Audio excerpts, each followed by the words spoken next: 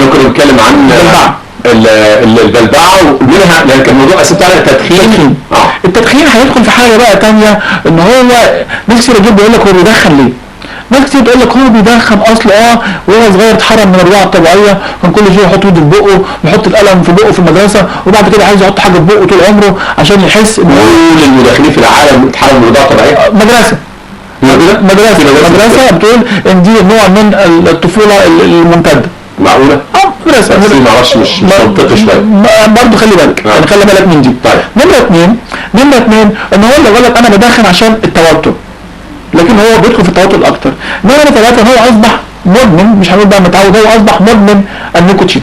مدمن النيكوتين، واحنا بنقول كل يوم النيكوتين ليه اضراره والتدخين ليه اضراره، وفي 5000 ماده، وكنا السنه اللي فاتت بنقول في 70 ماده مسرطنه، السنه دي بنقول لا ال 5000 كلهم مسرطنين. ليه بقى؟ لان ال 5000 ماده اللي موجودين جوه التبغ ده اما بيتحرق عند السيجاره تبقى حوالي 900 درجه مئويه عند طرف السيجاره اللي قدام.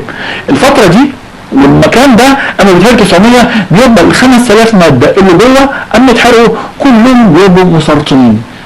5000 ماده جوه دي في التبغ ده، في التبغ ده 5000 مسرطنه.